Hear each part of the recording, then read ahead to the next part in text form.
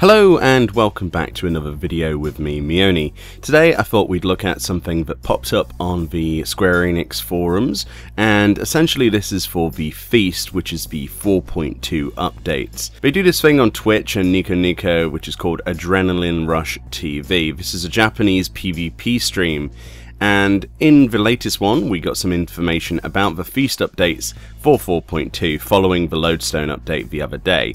So this does feature on this article, which I will link in the description for your convenience, features the new map which is atop the Crystal Tower.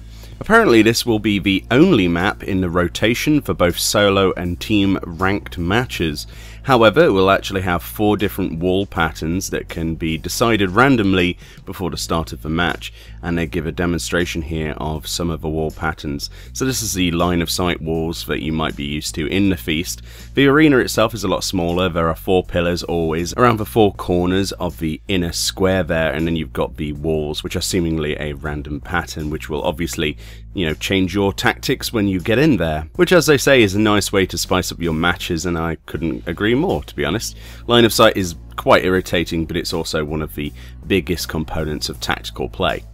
The next part looks at the new UI elements, and this basically means that the enemy will be able to see what class you are next to your actual name. For example, they use a black mage symbol to identify this person as a black mage initially, so if you don't initially know who this person is, then you can easily see and differentiate them from other people. This is incredibly useful if you want to find the healer fast and target him down. Medal icons have also been adjusted to match the updated medal system. Yes, so basically, if you don't know, the more medals you carry, the more damage you take and the slower you move. The less medals you carry, the less the symbol shows of coins, and the less damage you take, but the faster you move. This is basically rewarding people for tactically deciding who and where these coins go in the room, as opposed to just putting them all on your tank, which is obviously going to be a little bit rougher after this update. So as you can see, they've got the 1 to 25 medals with 2 coins, the 26 to 50 medals a slightly bigger sack, 51 to 75 medals 2 sacks,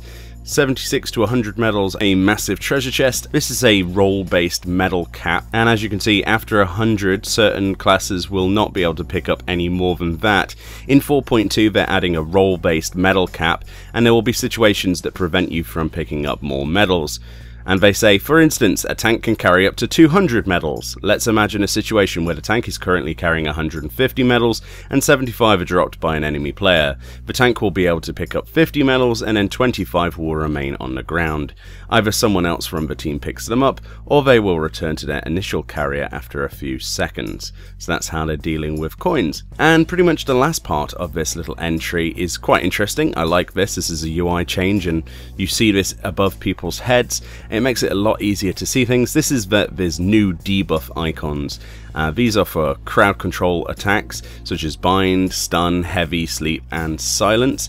They say it's now going to be much easier to track thanks to these icons appearing above affected characters' heads, which is pretty cool. As you can see, you have the chains there for bind, stun is this sort of white stun symbol, heavy is this big weight with a red marker, sleep is this sort of purple bubble sort of I'm asleep sort of situation, which I guess is the only one that doesn't look like sleep in my opinion.